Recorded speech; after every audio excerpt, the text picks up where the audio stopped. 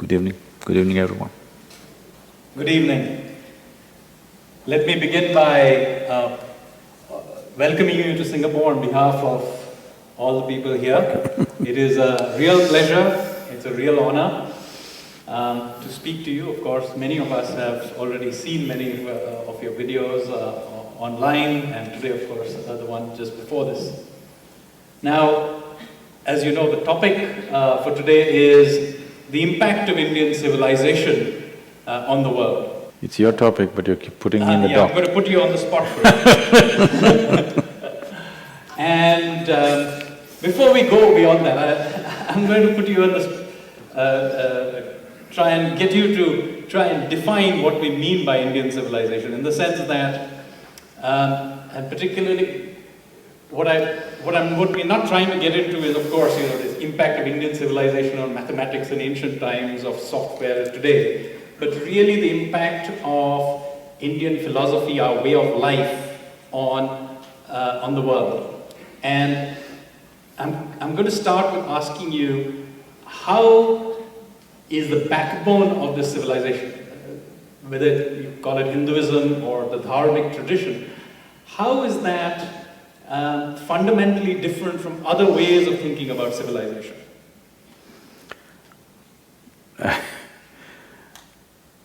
You use the word backbone.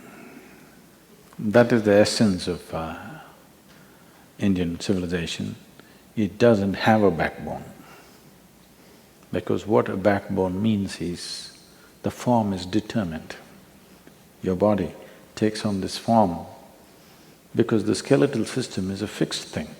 You can change a little bit, you can make it big or small, but the skeletal system is a fixed thing. Nobody has changed the shape of their bones out here. They only can put on some flesh or reduce some flesh. So backbone essentially means that you become a vertebrate.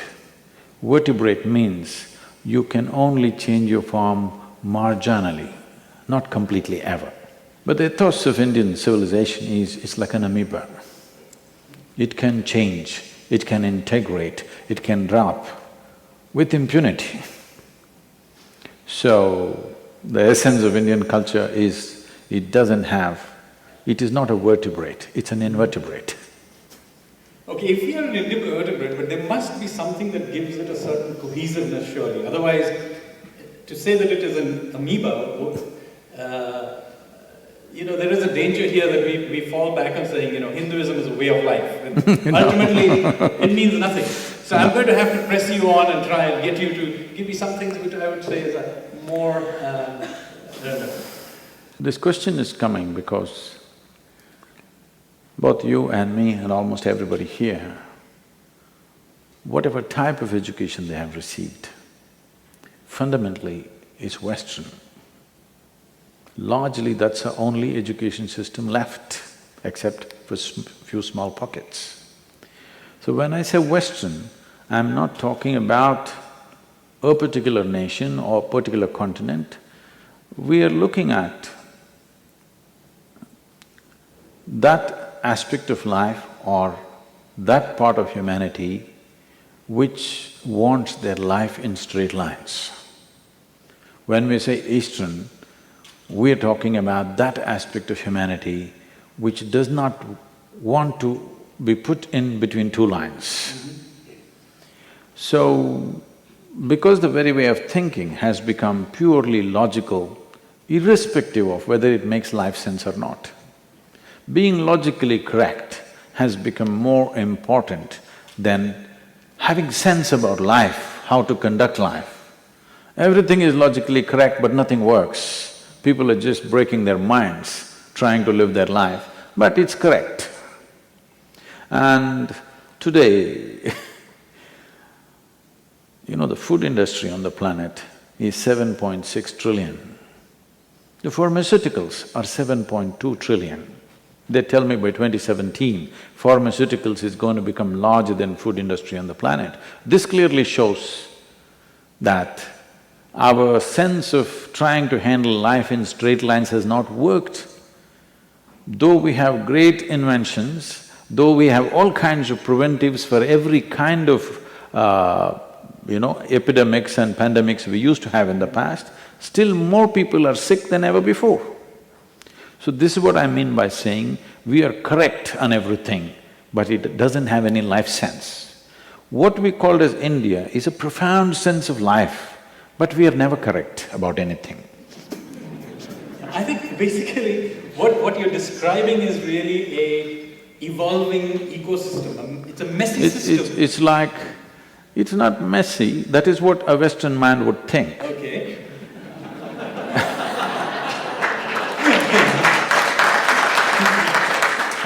It's like the difference is between that of a manicured garden and a forest. A manicured garden looks nice, but nothing except human beings walk on it. So ultimately at some level it's dead. It is alive but latent. If you don't tend to it for 3 months, it's all gone. A forest is not like that, no tending is needed. If you come back after 1,000,000 years, it still thrives. But one who thinks in a linear fashion, a forest seems to be messy, forest seems to be chaotic. It's not chaotic, there is a very profound order, but that order is not in straight lines because it's an invertebrate order, now that you brought the spine into this picture.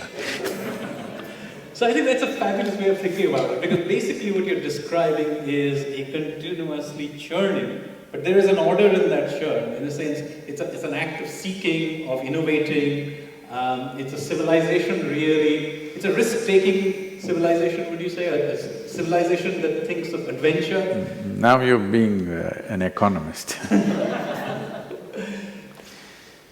If you use the word adventure, usually it means that you're taking a risk with your life. You're doing something risky which is a danger to your life, but you manage to come out of it, it's an adventure. If you don't manage to come out of it, it was a stupid action, all right? That's how it is.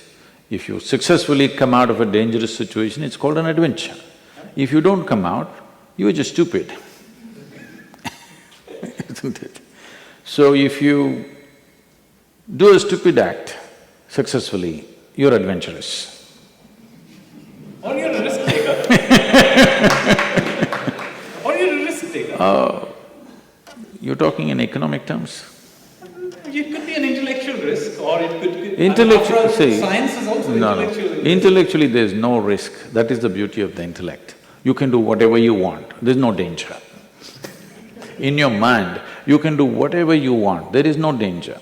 That is where the Indian ethos comes from.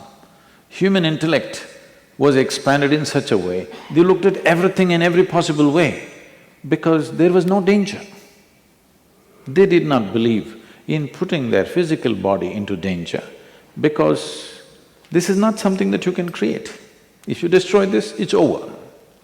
But in our minds, every concept we have, every philosophy we have, every idea we have, every ideology we have, we can crush it right now, this moment.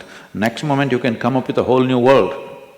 So our sense of adventure was purely intellectual, but the Western sense of adventure was all physical.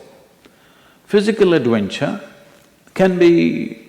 cameras can capture it, you can make a movie out of it. Intellectual adventures cannot be captured like that. Even if it is expressed in some form, in the form of literature, philosophy or whatever, very few people will get it, all others will ignore it. Everybody can… large part of the world, I was surprised to know that whatever this one mad wrestling matches are going on the television, yes, whatever, some crazy stuff, it's not even real. And it's most unesthetic, but I heard this is the most popular channel in India right now. It is, yes. Even my sons watch it.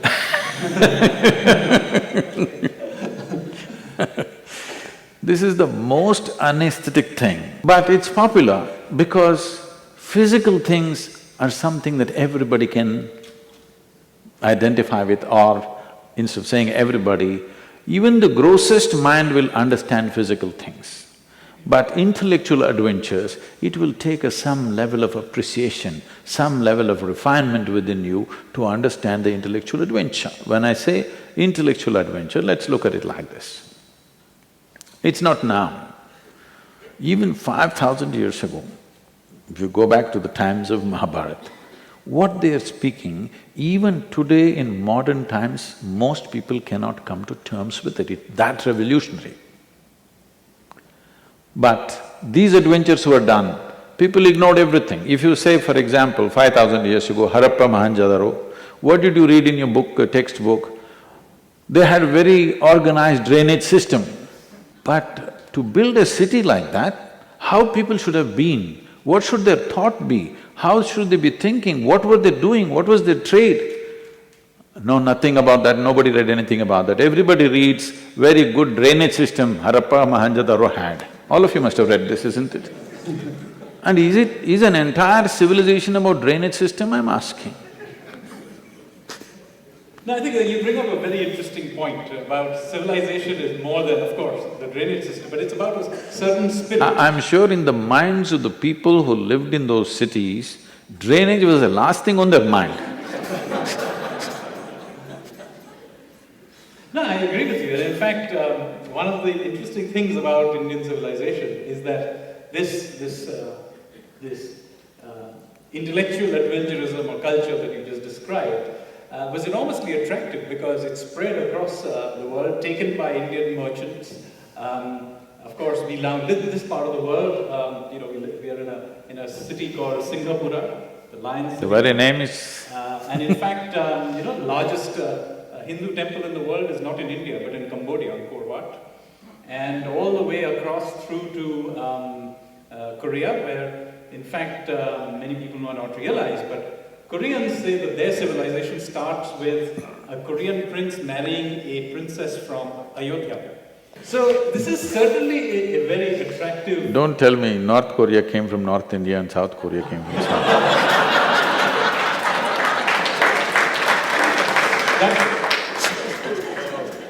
Well, evidently they think their civilization started from central UP. So… No. Nevertheless, the point I'm trying to come to is that this way of thinking that we had at a certain point in our history, we seem to have in some ways lost it along the way. But do you think in many ways this sense of intellectual and cultural adventure is coming back? You cannot say it's coming back, it can be brought back. Is it coming back? I don't think so, not in a large scale, very small pockets here and there. Should it come back? If you are interested in true well-being of humanity on the planet, it must come back, because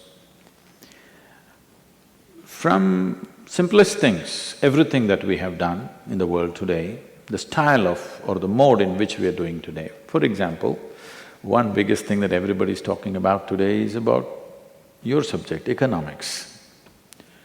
The economic engine of the planet is driven all by more and more and more. But physical world is a world of limited quantities. More is only destructive. More was possible, was thought of by a certain group of people in the world when they believed they will enslave the entire world for their well-being. When that was the basis, more was possible. You could always make other people have less and you have more. There is no question of entire population on the planet having more. It's totally out of question because there is no more. So, these flaws, if they have to be fixed genuinely, before… India is getting rapidly westernized, okay? Many parts of India, urban India is more west than west, all right? It's more American than American, many people in the country. So before it becomes an all-encompassing thing, we must bring it up, not for the sake of preserving our nation's culture. I am personally not identified with any nation or any piece of geography or history for that matter. But this is the only culture which has nurtured seeking. It is… if you look at fundamentally why India was recognized as one country, though at times politically it was nearly 500 entities, at the same… in spite of that, people from outside recognized this as Bharat or Hindustan or as one nation, and people within the country also felt they're one nation, though they were ruled by various kings, is just this. Always this land has been a land of seekers, never a land of believers. Fundamentally, the difference between seeking and believing means, seeking means you have realized that you do not know. I do not know is the basis of seeking. Believing means what you do not know, you have chosen to assume and concretize your assumptions and put God's seal on it, finished. Once you put divine seal on your stupidity, you can never come out of it, okay? Yes, once you get heavenly approval for all the stupid things that you do, there is no way out for you, you're stuck. Here, this is a culture where even if God appeared or somebody appeared whom you believed is God, still they cannot give you commandments, this is the thing to do.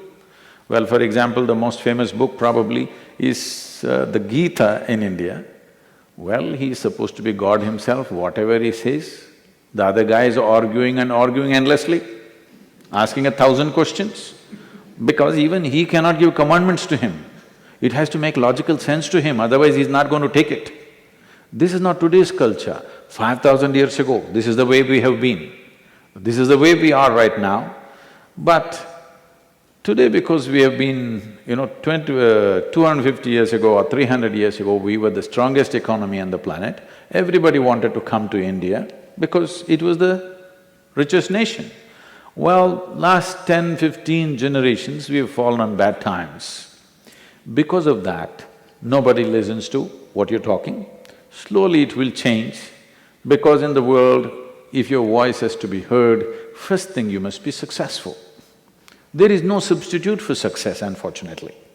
It doesn't matter what brilliant things you're talking about, unless you're speaking from the platform of success, nobody is willing to listen to you. But the idea of seeking is quite an interesting one, taking that in some sense it's a very postmodern, in fact post-industrial idea about how to think about the world, which is essentially that we poke every assumption of our lives or ideologies and we try and dissect it. Now, there is one danger in this, in that it can lead to you becoming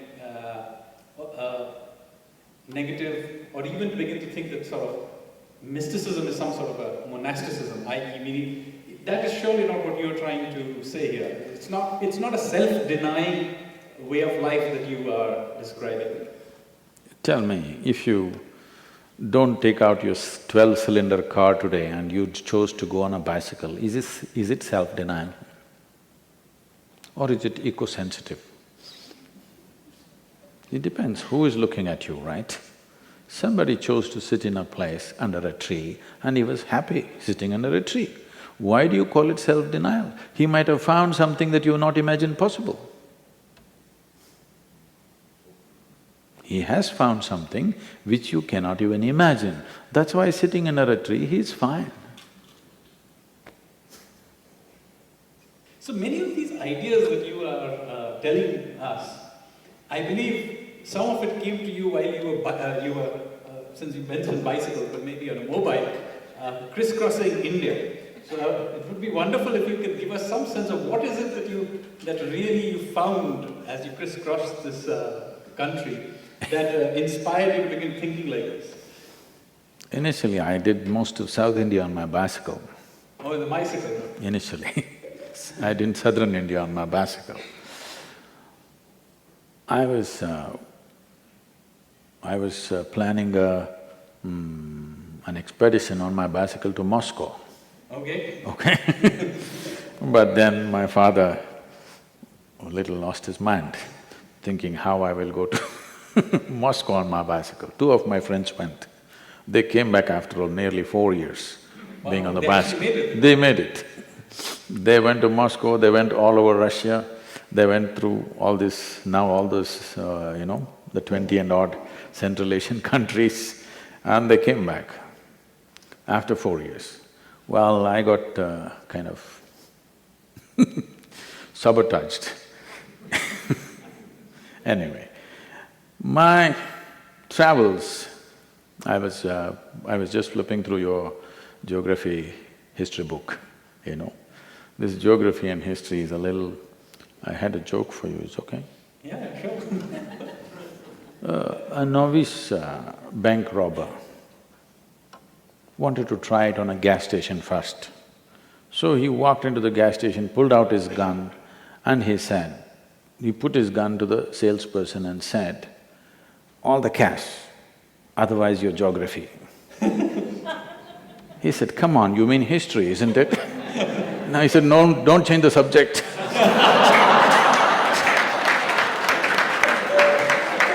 So when I was reading your book, I thought of this, okay. It's a geography book, but it's history. You're not changing the subject, it's the same subject. Geography and history is the same subject, that's the point of your book in many ways. So, for me, all these travels, I traveled without any purpose. I was not going to any particular place, I simply rode across India. For me, because I never thought, nor do I even today think in words, I only see pictures and videos in my mind always. Even today, what I did those many years ago, I remember every feature of land. It's very difficult to explain this. I'm not talking about some great mountain or river or a waterfall, not like that, those definitely I remember. I'm talking about every corner, one little outcrop, one little bird was sitting on the tree, one small this, one anthill here, one there. It's just in my mind. This is the biggest pleasure for me. When I want, I play back. Just simple terrain. The land just took my heart away, just looking at the land. Then came people for me, because in my mind, in my experience, everything I look at it is all… first of all is geometry for me. If I look at a human being, first thing is I look at the various aspects of geometry, and if I look at them right now, I will tell you in 10 years what problem they will have. Because if their geometry is okay or not okay is so visible, the very way they sit and stand, you can see what are they going to get or not get. Because geometrically, whether it's right or wrong, the entire physical existence is a consequence of geometry. Only what is geometrically right will last. What is not geometrically right will not last. How long something lasts simply depends upon whether it's geometrically correct or not. I think they were showing those buildings. It is all about geometry for me. And the very word yoga means this, that you align your physical geometry with the cosmic geometry, suddenly what is there is here also for you because you're properly aligned.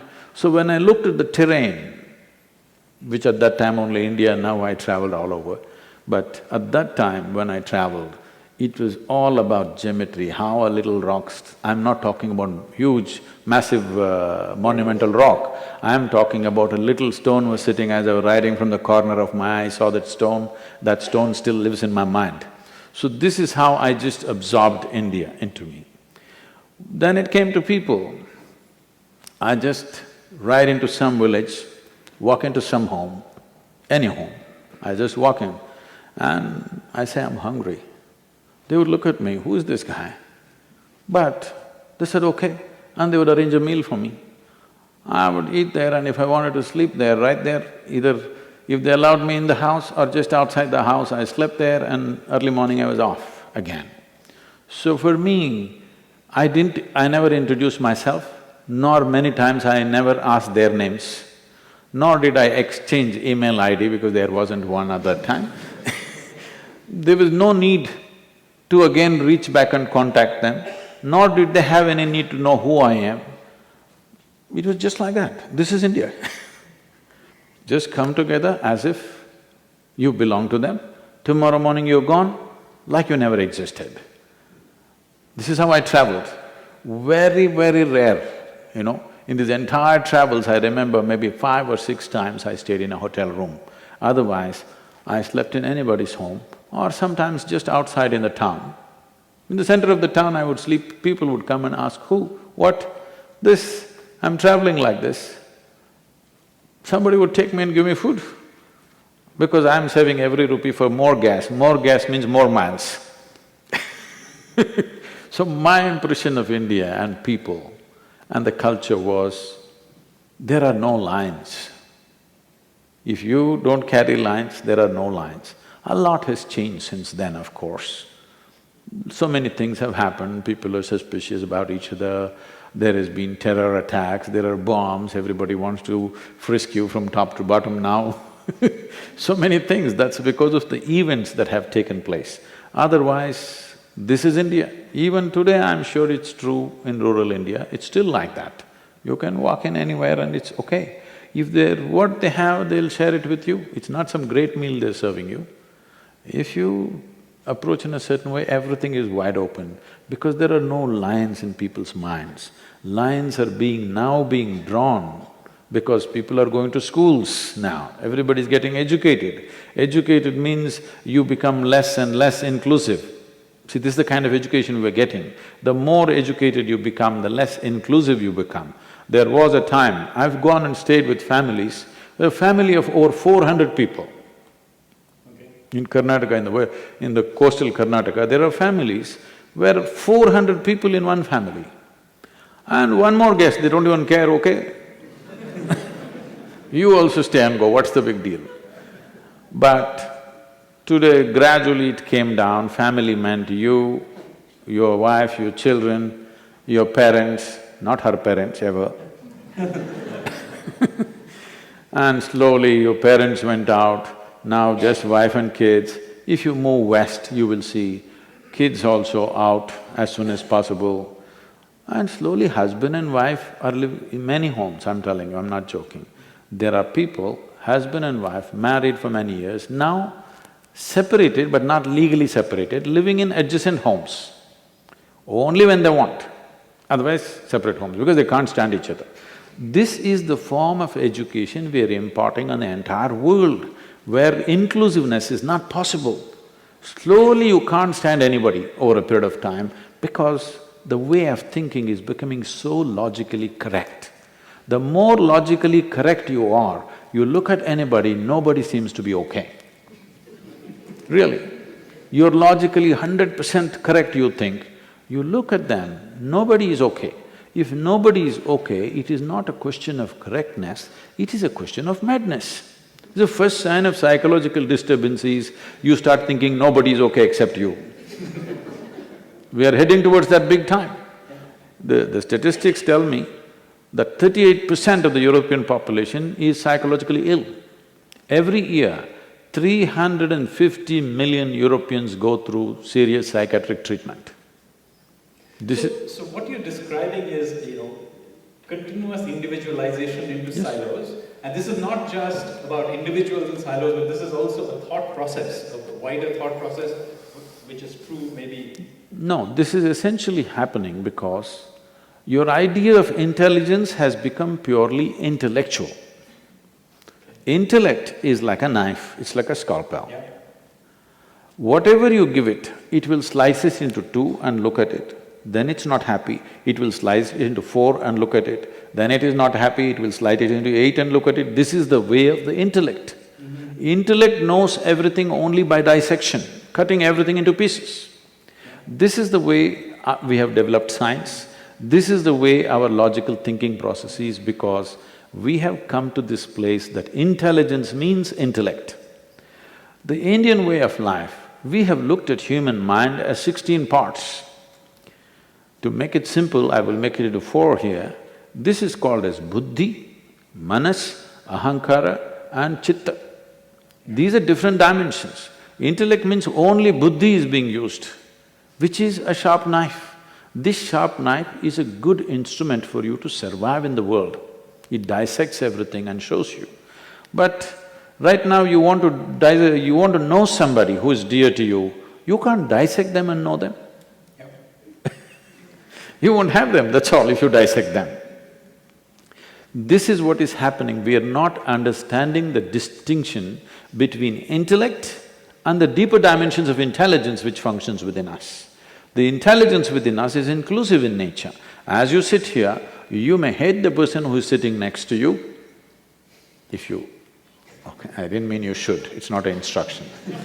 You may hate the person who is sitting next to you, but unknowingly you're inhaling what they're exhaling right now, and you have no problem. Yes? You no problem, body has no problem, because the deeper intelligence within you has no issue. But if you just intellectually think, oh my God, I'm inhaling this person's breath sitting next to this person, you can't sit there anymore. Yes? You cannot sit there anymore. This is the nature of the intellect. It keeps on dividing. The other dimensions of intelligence have not made like this. Right now, we are able to live only because this is inclusive. What you exhale, the tree is inhaling, what the tree exhales, you're inhaling. This is how life is happening, not just this. Right now, what is happening in every subatomic particle in this body is reverberating across the cosmos in so many different ways. I'm not talking philosophy, I'm talking about physics. Now this sort of inclusive way of thinking, I think in many… No, you cannot think inclusively. If you don't think, you're inclusive. Okay, that's a fabulous way of thinking. I mean, basically, of feeling. What would be the correct word for it? See, because… experience it. Perhaps the… People ask me, Sadhguru, what are you usually… Today morning I'm doing an interview with some FM radio in India because it's a Tamil New Year's Day is coming. Sadhguru, what is your thought process most of the time when you're not teaching or speaking? I said, I don't have any. I don't think. What is there to think? I don't know. I don't think, that's all. I just walk around joyfully with an empty head. That's why I don't have the burden of knowledge. I've never felt burdened by it because I don't carry it, first of all. I don't have a single thought in my mind, most of the time. Nevertheless, I mean, there is a certain art to it that must surely be…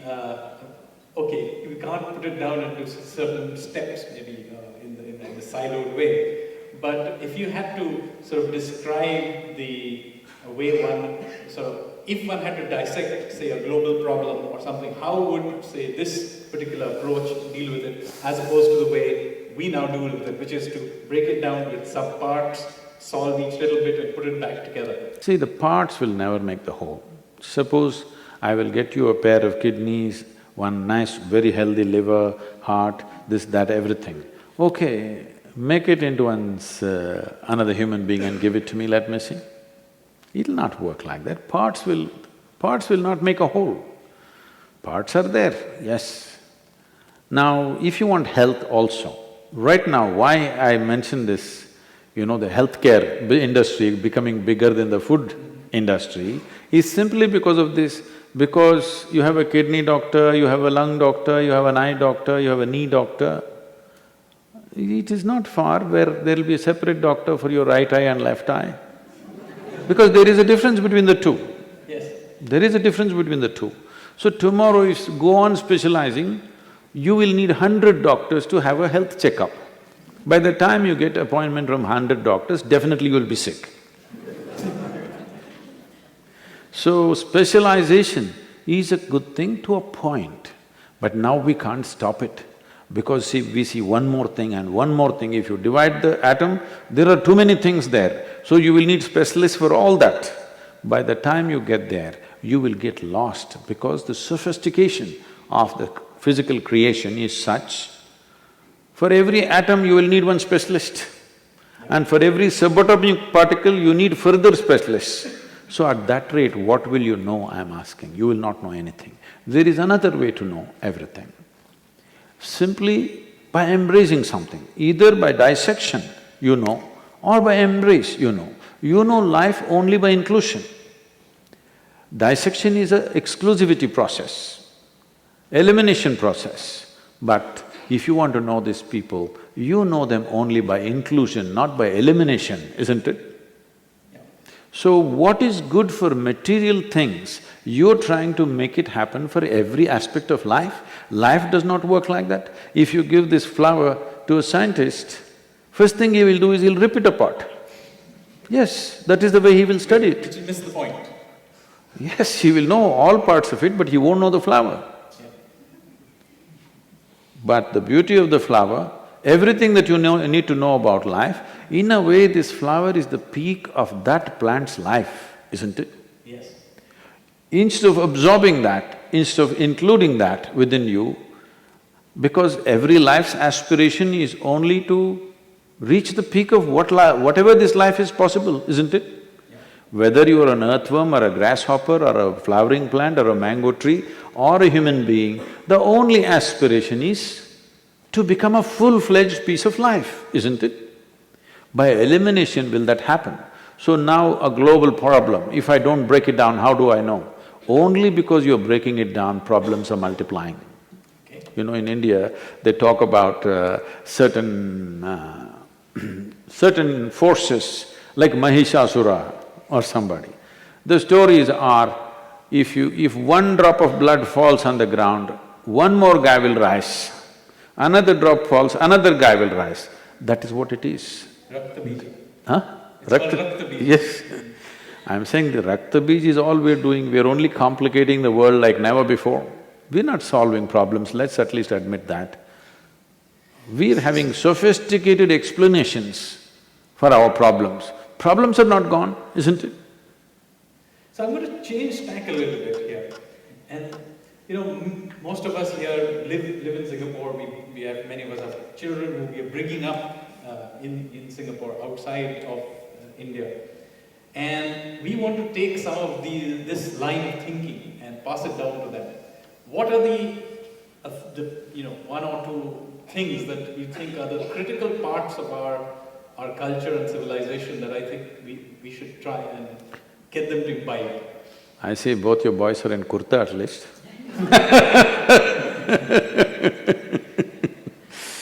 So, see, we need to understand this.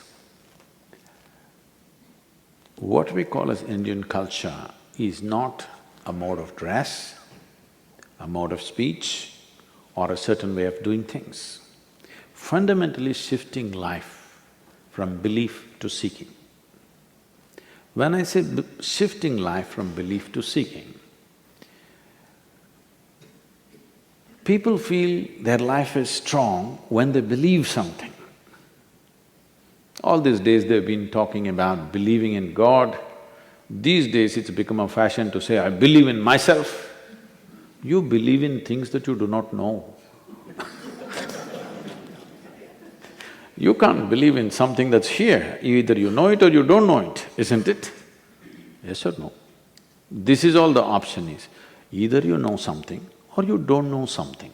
Because you're unwilling to admit you do not know, you say, I believe in it, because it gives you confidence, but confidence without clarity. Confidence without clarity is a disastrous process. If you have clarity, you will see everything the way it is. If you don't have clarity, at least you must have hesitation. But if you have confidence without clarity, you don't see a damn thing, but you're dead sure. There are too many people like this, believe me. But the opposite of that is there, that if you see everything clear, would you not get paralyzed? If reality is going to paralyze you, then you have to live in hallucination. When I say belief, belief need not be of any sense, you just believe because it gives you confidence. For a long time, people have believed in somebody up there managing your life, Upparwala, if you're a North Indian. So, first of all, we are sitting on a round planet and it's spinning. If you're looking up, you're invariably looking up in the wrong direction, you're on the equator in Singapore. You invariably looking up in the wrong direction. At least if you look towards Delhi, maybe you're looking northward a little bit. So I'm saying you are incapable of knowing what is up and what is down in this cosmos. Nowhere is it marked this side up. Have you seen this side up mark in the cosmos, in the galaxies somewhere? No, you don't know what is up, what is down. If you go further south, even people in Australia, down under, they think they're also looking up, isn't it? So there is no up-down business. This is why in what is called as Indian ethos, the fundamental things which are essentially different from every other culture on the planet is, one thing is there's no belief system, another thing is there's no God, because always you have been told that your life is your karma. What this means is, karma means action or doing. When we say your life is your karma, what's being said is your life is your making, entirely your making. There is nobody else influencing from anywhere. But so many things are happening beyond me, how? That is because, just tell me, today morning you woke up, from that moment to now, there are four types of action: physical, mental, emotional and energy actions are happening. Every moment of your wakefulness and sleep, it's happening. From the moment you woke up till now, how much of your activity or how much of your karma in body, mind, emotion and energy are you conscious of? How much do you think? Percentage, tell me. How much percentage do you believe you have conducted consciously? In body, in mind, in emotion and energy? Probably quite small. Way below 1%, okay? You might have done a few things consciously, rest is all simply happening. When so much is happening unconsciously, the results that happen out of that unconscious action, you try to attribute it to something. See, right now, if I take this object and throw it up and I forgot, after some time it'll come and land on my head. Now I think, who did this to me? All right? If somebody looks suspicious little bit, I'll pounce on him because I don't remember throwing this up. So, when 99 percentage plus, 99 plus percentage is unconscious, obviously the results are not something that you can account for, but it is entirely your making. When we said it's entirely in your making, when we said your life is your karma, in one word, we destroy the heaven and everything else. All the people whom you worship in that country are people who walked the geography at one time. We looked up to them because of certain qualities. When I say certain qualities, for example, Ram is a big icon because you're talking about UP, central UP. In Ayodhya and whatever, misfortunes. His life is full of misfortunes. He is a rightful king. Because of some political situation, he goes to the forest to live in the jungle with his newly married wife, who is a princess. She is not made to live in the jungle. And his brother, out of his love, leaves his wife and his family and goes behind them to take care of them. Oh, they lived in the forest means you watch some stupid movie where they were walking like this and golden-colored deers were floating around and they had such a romantic life. No, I will tell you, you go and camp in the forest for 3 months. Believe me, we can't recognize you, you will become like that in 3 months' time. Yes, you don't know what it means to live in a jungle.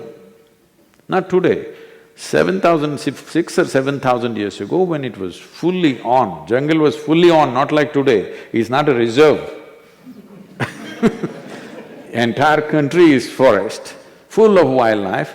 Living there with a young woman who is not trained to live there is not a simple thing, it's a severe punishment for anybody. As if that was not enough, Ravana came and kidnapped her. Ravana was not a tiger, he was a lion. So, and then the man goes in search of his wife. I was in a small town in Andhra Pradesh, and one little girl, one 13, 14-year-old girl stands up and asks, "Sadhguru, they say that Rama went walking from all the way from Ayodhya to Sri Lanka to find his wife. Is it true? How is it possible? It is not practical, isn't it?" And I looked at her and said, "See, you're still a little girl, but in a few years you'll find a man. When you find a man, do you want a man that if you get lost, he will anyway come looking for you, or he thinks it's not practical and finds solution?" Find solution in the neighborhood.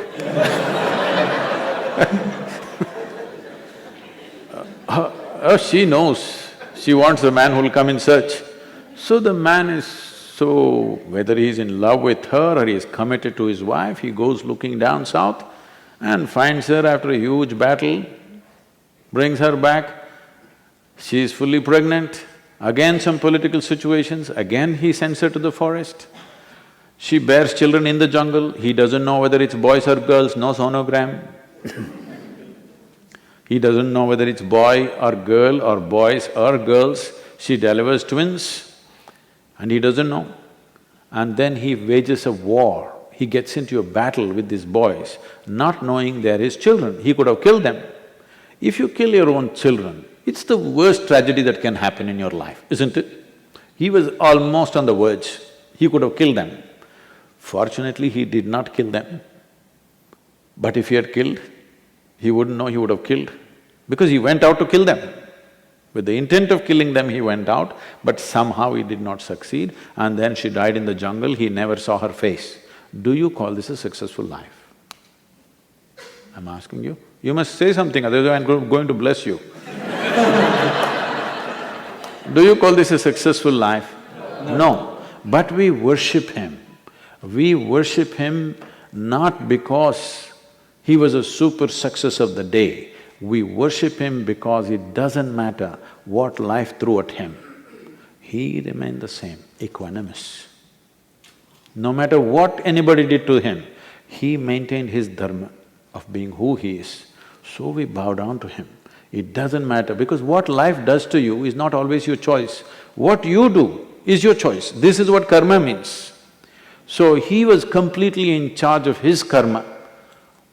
World did all kinds of things to him, but he remained the same. He never became bitter, he never became hateful, he never became angry. He continued to do what he was required to do without being pulled off track. So for that quality we worship him. Because when we said our samskriti, you must understand the word samskriti. Sam means equanimous, it also means exuberance. Kriti means to do life in an equanimous and exuberant way. Equanimous, not in a death-like way. Exuberant, not in a drunken way.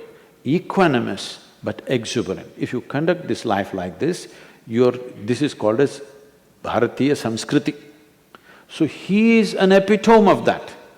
All kinds of things were done to him, the worst kind of things. What worse things can you happen to you than other than what happened to Rama's life? Tell me, series of tragedies, isn't it? Disaster after disaster. But he is in samskriti. He conducts his life with full involvement and equanimous. It doesn't matter what his personal tragedies are. So this is why we worship him, not because he was a super success. So our idea of success is this: if a man can go through this life untouched, no matter what happens, poverty comes, wealth comes, success comes, failure comes, he goes through it untouched, maintaining who he is, without losing his humanity, then we say he's a successful man, then we say he's a Mahapurush. So Rama is worshipped for that. Fabulous. This is a great point.